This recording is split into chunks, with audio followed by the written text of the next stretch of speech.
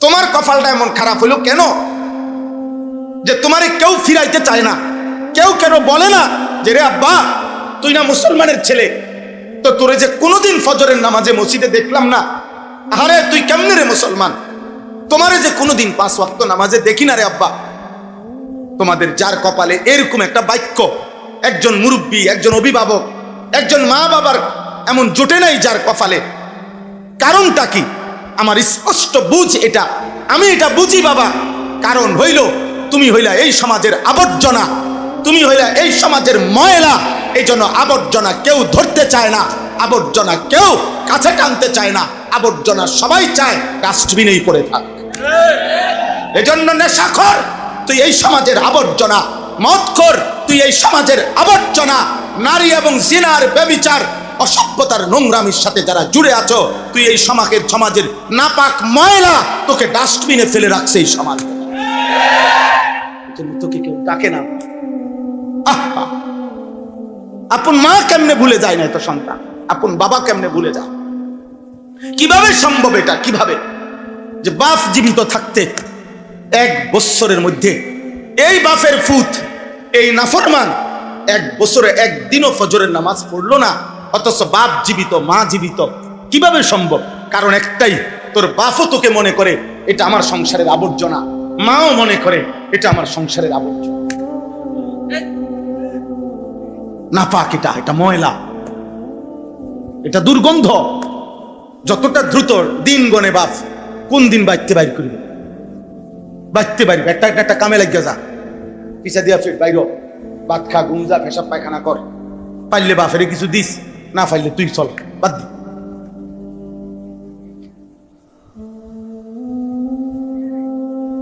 আফসোস। অথচ আমি উদাহরণ বলি, কয়েকটা উদাহরণ বলি, আপনারা বুঝবেন। ছেলেরা আব্বা তোমরাও শোনো। একজন নবী যিনি আমাদের পিতা ইব্রাহিম আলাইহিস সালাম, আমরা ওনার নাম জানি কিনা? কথা বলেন না। উনি আমাদের পিতা কিনা? হুয়া সাম্মাকুমুল মুসলিমিন। তাহলে আমাদের মুসলিম জাতির পিতা তিনি। ইব্রাহিম আলাইহিস সালামের কয়েকটা উদাহরণ আমি বলি, আপনারা আন্দাজ করবেন, সবাই বুঝবেন, দেখবেন। 1 নাম্বার, ইব্রাহিম আলাইহিস সালামকে আল্লাহ তাআলা জীবনে বারবার পরীক্ষা নিছেন। ওয়া ইযিবতালা ইব্রাহিমা রাব্বুহু বিকালিমাতিন ফাআতাম্মাহুন্না। আল্লাহ তাআলা ইব্রাহিম আলাইহিস সালামকে বারবার ঈমানের পরীক্ষা নিছেন, আল্লাহর ভালোবাসার পরীক্ষা নিছেন। তাফসীরের মধ্যে আছে কোন বর্ণনায় যে 30 বার, কোন বর্ণনায় আছে 70 বার, মোট 70 বার অথবা 30 বার আল্লাহ তাআলা ইব্রাহিম আলাইহিস সালামের পরীক্ষা নিছেন। প্রত্যেক পরীক্ষায় তিনি ফার্স্ট ক্লাস ফার্স্ট হয়েছেন, মানে গোল্ডেন A+ হয়েছেন। ফাআতাম্মাহুন্না, শতভাগ পূর্ণ উত্তীর্ণ হয়েছেন। এরপরে খেয়াল করতেছেন আপনারা, এরপরে আল্লাহ বললেন ক্বালা ইন্নী জাইলুকা লিন-নাসি ইমামা। ইব্রাহিম, আমি তোমাকে এই সারা জীবনের পরীক্ষার বিনিময়ে তুমি যে সর্বোচ্চ ভালো ফলাফল করেছ, এর বরকতে গোটা বিশ্ব মানবতার, পৃথিবীর সমস্ত মানুষের জন্যে আমি তোমাকে ইমাম বানায় দিলাম। কি বানাইলাম? এ দেখেন, আল্লাহ তো এটা বললেন, সাথে সাথে ইব্রাহিম আলাইহিস সালাম আল্লাহকে বললেন ক্বালা ওয়া মিন যুররিয়্যাতি। আল্লাহ, আপনি যে আমার ইমামের এই মর্যাদাপূর্ণ পদ দিলেন, ইমাম বানায় দিলেন, আমি আপনার কাছে জানতে চাচ্ছি আমার সন্তানগণ, আমার বংশধরগণ, আমার আওলাদরা, তারাও ইমামের এই পদ পাবে কিনা, ইমামের এই পদ পাবে কিনা। কি লক্ষণীয় কি যে যখন নিজের জন্য আল্লাহ মূল্যায়ন করলেন উনাকে, উনি 1 মিনিটের জন্য সন্তানকে কি করে নাই, বলে নাই, সাথে সাথে জিজ্ঞেস করলেন ক্বালা ওয়া মিন যুররিয়্যাতি, সন্তানের জন্য ভাবলেন। আল্লাহ বললেন লা ইয়ানালু আহদিজ যালিমিন। ইব্রাহিম, হ্যাঁ তোমার সন্তান বংশধরগণ ইমাম হবে এই শর্তে যে জুলুম করতে পারবে না, পাপ করতে পারবে না। যদি পাপ আর জুলুম থেকে মুক্ত থাকে তাইলে এই পদ তারাও পাবে, নয়তো পাবে না। তাইলে একটা উদাহরণ, আল্লাহর ঘর কাবা। দ্বিতীয় উদাহরণ, কাবা শরীফ যখন ইব্রাহিম আলাইহিস সালাম আল্লাহর হুকুমে ইসমাইলকে সাথে নিয়ে, সন্তানকে সাথে নিয়ে নির্মাণ করলেন, এবার দোয়া করার পালা। কাবার নির্মাণ শেষ হইছে, আল্লাহ বললেন ইব্রাহিম, এবার তুমি আমার কাছে কিছু চাও, আমি তোমাকে দেব। এই দোয়ার মধ্যে দেখেন ইব্রাহিম আলাইহিস সালাম বললেন রব্বানা ওয়াজআলনা মুসলিমাইন লাক। আল্লাহ, আমি এবং আমার সন্তান ইসমাঈল, আমরা বাপ পুত দুইজনকেই আপনি আপনার আনুগত্যের উপরে, ইসলামের উপরে ইস্তেকামত, দৃঢ়তা দান করেন। তাহলে নিজের জন্য বলতে গিয়ে সন্তানের কথা বলছেন কিনা? এক বাবার ফিকির, এক বাবার ফিকির। সম্পদ নয়, সন্তান, আওলাদ, মানুষ, বংশধর। তৃতীয় উদাহরণ, ইব্রাহিম আলাইহিস সালাম দোয়া করলেন হযরতে হাজেরা এবং ইসমাঈলকে। ইব্রাহিম আলাইহিস সালাম যখন আল্লাহর হুকুমে কাবা, আমি সংক্ষেপে বলতেছি, ঘটনা না বলিয়া বলতেছি, শুধু কাবা ঘরের পাশে যখন রেখে গেলেন আল্লাহর হুকুমে একাকী, চারিদিকে এক নজর তাকাইয়া দেখলেন যতটুকু নজর যায় কোথাও কোনো মানুষও নাই, পানিও নাই, একটা গাছও নাই, একটা বসতিও নাই, বেঁচে থাকার বাহ্যিক কোনো উপকরণ কিছুই নাই, কিছুই নাই, নাই দে নাই, কিচ্ছু নাই। এরকম দুধু মরুভূমিতে সম্পূর্ণ একাকী একজন নারী, একটা মহিলা আর একটা কোলের বাচ্চা, এটা রাইখা, বিষয়টা গল্প শোনা তো সহজ, কিন্তু কল্পনা করেন, বিবেক থাকলে চোখ বন্ধ করে ভেবে দেখেন তো, যে শত শত হাজার মাইলের ভিতরে মরুভূমি ছাড়া আর কিছু দেখা যায় না, একটা মানুষ, একটা জানোয়ার, একটা পশু, এক ঢোক পানি, এক লোকমা খাবারের ব্যবস্থা নাই, গাছ নাই, পালা নাই, কিচ্ছু নাই। এরকম একটা জায়গায় আল্লাহর হুকুমে ইব্রাহিম আলাইহিস সালাম যখন রেখে যাচ্ছেন ইসমাঈল এবং হাজেরাকে, এই কোরআনে আছে, হুজুর আমার মুরব্বী সামনে বসা আছেন, তো দেখেন ইব্রাহিম আলাইহিস সালাম ঠিক ওই মুহূর্তে আল্লাহর কাছে দোয়া করছে। দোয়া করতে গিয়ে বলছে, আল্লাহ, চারিদিকে মরুভূমি, গাছপালা, তরুলতাহীন জায়গায় আমি আমার স্ত্রী সন্তানকে রেখে গেলাম, আপনার কাছে আমার চাওয়া, রব্বানা লিয়ুকিমুস সালাহ, আল্লাহ আমার স্ত্রী সন্তান যেন মৃত্যু পর্যন্ত নামাজ আদায় করে। এই পরিস্থিতিতে যেখানে এক ঢোক পানির ব্যবস্থা নাই, খাবারের ব্যবস্থা নাই, সেখানে এক বাপের ফিকির সন্তানের নামাজ, এক স্বামীর ফিকির স্ত্রীর কি নামাজ। 4 নম্বর, ইব্রাহিম আলাইহিস সালাম নিজের সহ যখন মক্কা নগরী পুরাপুরি আবাদ করলেন, তখন ইব্রাহিম আলাইহিস সালাম দোয়া করলেন, মানে নিজে সহ যখন আল্লাহ থাকার অনুমতি দিছে পুরাপুরি, তখন ইব্রাহিম আলাইহিস সালাম দোয়ার মধ্যে এবার বললেন, রব্বি জাআল হাদাল বালাদা আমিনান, আল্লাহ এই নগরী পুরা মক্কাকে আপনি নিরাপদ নগরী বানায় দেন, ওয়াজনুবনি ওয়া বানিয়া আন না'বুদাল আসনাম, আমাকে এবং আমার সন্তানদেরকে মূর্তি পূজা থেকে, পাথরের পূজা থেকে, মূর্তির পূজা থেকে হেফাজত করে। তাহলে এক বাবা এখানেও দেখেন শিরিক থেকে মুক্ত থাকার জন্য, মূর্তি পূজার থেকে বেঁচে থাকার ক্ষেত্রে নিজের জন্য দোয়া করছেন, সন্তানের জন্য কি করছেন? দোয়া করছেন, দোয়া করছেন। 5 নম্বর উদাহরণ শুনেন, ইব্রাহিম আলাইহিস সালাম আল্লাহর কাছে দোয়া করছেন, একজন নবীর উদাহরণই বলতেছি, রব্বি জাআলনি মুকিমাস সালাহ ওয়া মিন যুররিয়াতি, আল্লাহ আপনার কাছে আমার ফরিয়াদ, আপনি আমাকে পূর্ণ নামাজি বানান, ওয়া মিন যুররিয়াতি, এবং আমার সন্তান বংশধরদেরকেও আপনি পূর্ণ নামাজি বানান, পূর্ণ নামাজি বানান।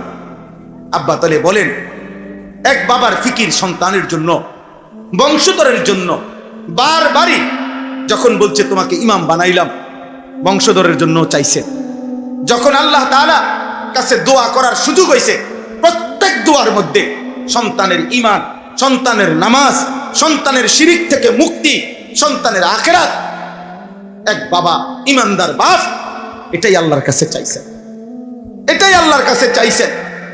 আজ আপনাদের কাছে আমার আফসোসের কথা এটাই, আজ আপনাদের লক্ষ লক্ষ বাবা তার সন্তানের ব্যাপারে একটাই ফিকির, হয় বিদেশ নয়তো দেশ, কোনো না কোনো মাধ্যমে যত দ্রুত সম্ভব উপার্জনের, মরার আগে আগে ওনার টার্গেট ছেলেটাকে টাকা পয়সার আয় রোজগারের একটা ব্যবস্থা যদি করে দিয়ে যেতে পারে, ওনার আর মরলে কোনো দুঃখ নাই।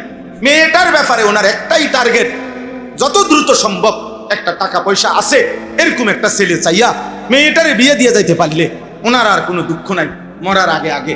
তাইলে ওনার ফিকির, আহা বাপ, আপনার ফিকির যদি হয় ছেলের জন্য দুনিয়া, তো ছেলের ফিকির কেমনে হবে আখিরাত?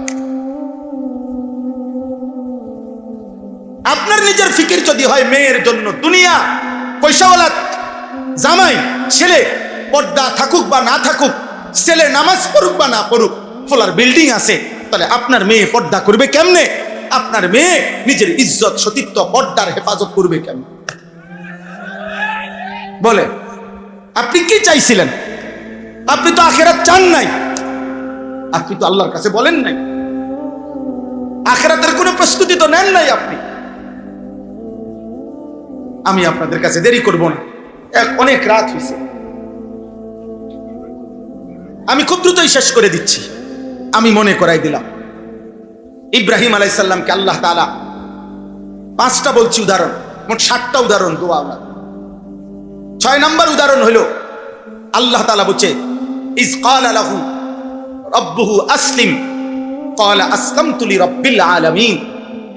প্রত্যেকবারে ইব্রাহিম আলাইহিস সালামকে আল্লাহ বলছে, ইব্রাহিম তুমি আমার আনুগত্য করো, ইসলাম আনো, মানে ইসলাম মানো, মানে আমি আল্লাহর আনুগত্য করো। ইব্রাহিম আলাইহিস সালাম প্রত্যেকবারে বললেন, যদি 30 বার হয় পরীক্ষা তো 30 বার, যদি 70 বার পরীক্ষা হয়, ওই বেটা মোবাইল উঠায় ওরা, সাবধান। আব্বা আমার এটা আমারই মনে করো বদ অভ্যাস, আমি এটা, ওই বেটা বুট খাইতেছে আমি কিছু বলি না, কিন্তু তুমি মোবাইলে আলগি দিছো আমি বলছি। তুমি জিজ্ঞাসা করো ওই ভাই অনেকক্ষণ ধরে বুট খায় আমি দেখছি, কিন্তু ওইটা আমি কিছু বলি নাই, কিন্তু মোবাইল আলগি দাও আমি মানতে পারি না। আমার কথাটা একজন শুনবে দরকার হইল, কিন্তু গাফেল মানুষ আমি তার বলবো না। কথা বোঝেন নাই আমার? বলুক বাইরে কথা বলুক, চিন্তা করুন, আহা সবাই শুনবে এটা জরুরি না, আমার নজরের মানুষ আমার কাছে আমানত। কথা বোঝেন নাই আপনারা? মানে চোখের সামনে আমার যে কয়েকজন শ্রোতা, এরাই আমার আল্লাহর পক্ষ থেকে আমার কাছে আমানত। আপনাদের সময়ের হেফাজত করা, আপনাদেরকে কিছু বলা, এটা আমার জিম্মাদারি, কিন্তু বাইরে যে তারে আমার জিম্মাদারি না। কথা বুঝেন নাই এখন? এই জন্য আমি বাইরে চিল্লা খেতে নাচ হোক। এই দিন আমি গত বৃহস্পতিবার, বিশ্বাস করেন আপনাদের সত্য কথা বলি, ঢাকা যাত্রাবাড়িতে একটা মাদ্রাসা, 7 তলা ভবন আর কি, একটা মার্কেট বিল্ডিং এর 6 তলা এবং 7 তলা, এই 2 তলা হলো মাদ্রাসা, 2 তলা এবং 3 তলা হলো কমিউনিটি সেন্টার। ওই দিন আমি এই গত বৃহস্পতিবারে রাত্রে এই 7 তলায় ওলামায়ে কেরামের সাথে দ্বীনি মুযাকারা কথাবার্তা বলতেছিলাম রাত্রে, প্রায় 12:30 থেকে 2টা পর্যন্ত, রাত 2টা, এই 2 ঘন্টার কাছাকাছি হবে, 12টা 2টা পর্যন্ত। এই 2 ঘন্টায় আমরা এখানে কথা বলছি, দ্বীনি আলোচনা করছি, ওই 2 তলা এবং 3 তলায় কমিউনিটি সেন্টারে। এই পুরাটা টাইম ফুল সাউন্ডে ডেকসেট বাজছে এবং নর্তকী নাচছে। কারে কসম খোদা, আমি মাওলানা সাহেবরে বলছি, মাওলানা 1 সেকেন্ডের জন্য আপনি টেনশন করেন না, এটাই দুনিয়া, এই আলো অন্ধকার মিলে দুনিয়া, এর জন্য এটা দুনিয়া। এখানে আলো আছে, অন্ধকার আছে, এখানে রোদ আছে, বৃষ্টি আছে, এখানে রাত হয়, দিন হয়, এখানে সূর্য ওঠে, চাঁদ ওঠে, এখানে সৎ থাকে, অসৎ থাকে, এখানে চরিত্রবান আছে, চরিত্রহীন আছে। এই একই ঢাকা, একই বিল্ডিং এর অসংখ্য ঢাকা শহরে বিল্ডিং আছে, কোন বিল্ডিং এর মধ্যে, একই বিল্ডিং এ কোথাও হয়তো নাচ গান হইতেছে কোন তালায়, আবার কোন তালায় তালেব ইলম আল্লাহর কোরআনের হিফজ করতেছে।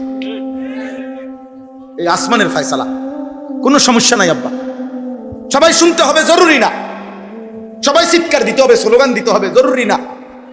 এটা কোনো নির্বাচনের প্রার্থী না, এটা কোনো জনসমর্থন যাচাই করা না, জনসমর্থন যাচাই করা না, আল্লাহর জন্য বলা, আল্লাহর জন্য বলা, আল্লাহর জন্য বলা। তো বলতেছিলাম ইব্রাহিম আলাইহিস সালামকে আল্লাহ বললেন, ইব্রাহিম আসলিম, তুমি আমার আনুগত্য করো। যদি 30 বার বলে থাকে 30 বারই বলছে, যদি 70 বার পরীক্ষা নেয় তো 70 বারই ইব্রাহিম বলছে আসলামতু, বিনা প্রশ্নে আমি আপনার আনুগত্য করলাম। আসলিম মানে হলো ইসলাম, মূলত বলা হয় শর্তহীন, যুক্তিহীন, তর্কহীন আল্লাহর কথা, রাসূলের কথা নিশ্চিন্তে মেনে নেওয়া, এটারে মূলত বলে ইসলাম। এশকাল করিলে, আপত্তি করিলে আর ইসলাম হয় না। আর কি হয় না? এই জন্য কোরআনুল কারীমের মধ্যে আল্লাহ বলছে দেখো মিনার প্রান্তরে ইব্রাহিম প্রশ্নহীন সন্তানকে জবাই করতে রেডি, ইসমাইল প্রশ্ন ছাড়া নিজে জবাই হইতে রেডি। একজন জবাই করতে প্রস্তুত, আরেকজন জবাই হতে প্রস্তুত। এই প্রেক্ষাপটটাকে, ওই মুহূর্তটাকে আল্লাহ কোরআনে বলছে ফালাম্মা আসলামা, যখন বাপ পুত আমার আনুগত্য করলো।